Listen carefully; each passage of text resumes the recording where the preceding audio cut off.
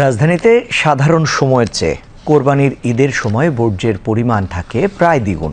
দৈনিক 4 থেকে 5 হাজার টন বর্জ্য উৎপাদন করা নগরীতে ঈদের ছুটিতে নাগরিক সংখ্যা অর্ধেকে নেমে আসলেও কোরবানির ঈদের দিন বর্জ্যের পরিমাণ বেড়ে দাঁড়ায় প্রায় 8,000 টনে। এমন প্রেক্ষাপটে ঢাকার 2 সিটি কর্পোরেশন 12 ঘন্টার মধ্যে কোরবানির পশুর বর্জ্য অপসারণ করার চ্যালেঞ্জ নিয়েছে বলে জানিয়েছেন স্থানীয় সরকার উপদেষ্টা আসিফ মাহমুদ সজীব ভুঁইয়া। বিস্তারিত গোলাম মুর্তুজার প্রতিবেদনে। ঘড়িতে সময় সকাল 10টা।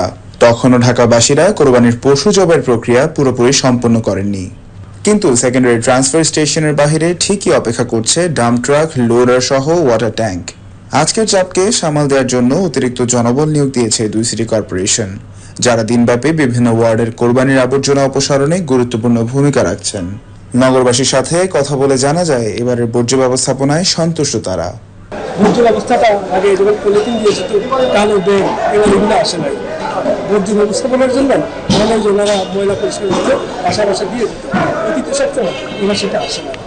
এটা হয়তো বিভিন্ন কারণে আসে না, তখন আমরা সার্ভিসটা আরো বেটার আসে। আজকে বর্জ্য ব্যবস্থাপনা যেটা দেখলাম চমৎকার হয়েছে এবং আমাদের অতি দ্রুত ঢাকা সিটি কর্পোরেশন পাঠিয়ে ময়লা ফেরত দিয়েছে। আমরা খুব খুশি। সকাল থেকেই সিটি কর্পোরেশনের ডাম্প ট্রাক সহ চুক্তিভিত্তিক অতিরিক্ত ট্রাকগুলো বিভিন্ন এলাকা থেকে সরাসরি বর্জ্য সংগ্রহ করছে। স্থানীয় সরকার উপদেষ্টা আসিফ মাহমুদ সজীব ভুঁইয়া স্বাগত জানান 2 সিটি কর্পোরেশনের এই স্বল্প সময়ে নগর পরিচ্ছন্নতা নিশ্চিতের চ্যালেঞ্জকে। আজ রাতের মধ্যেই ঢাকার অধিকাংশ বর্জ্য অপসারণ হবে বলে আশাবাদ ব্যক্ত করেন তিনি। প্রত্যাশা করি আমাদের নাগরিকরা অবশ্যই নিয়ম মেনে চলবেন এবং নির্ধারিত স্থানেই কোরবানি দিলে সেটা আমাদের জন্য পরিষ্কার পরিচ্ছন্নতা করাটা খুব সহজ হতো।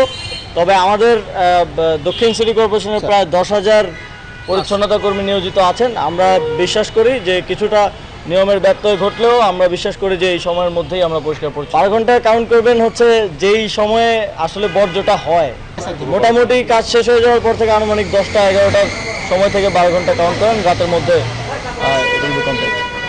সরকার নির্ধারিত স্থানে পশু কোরবানি করলে তা বর্জ্য ব্যবস্থাপনায় সহায়ক হতো বলেও মনে করেন তিনি। চলছে কোরবানির বর্জ্য অপসারণের কাজ। পূর্ব পরিকল্পনা অনুযায়ী ঢাকার 2 সিটি কর্পোরেশনের প্রায় 20,000-এরও অধিক পরিচ্ছন্নতা কর্মী এ ধরনের যানবাহন নিয়ে নিরলসভাবে কাজ করে যাচ্ছে। প্রশাসনের আশ্বাস, দ্রুততম সময়ে এই কর্মকাণ্ড সমাপ্তির মাধ্যমে নগরবাসীকে একটি পরিচ্ছন্ন নগরী উপহার দেওয়ার। গোলাম মুর্তুজা, বিটিভি নিউজ, ঢাকা।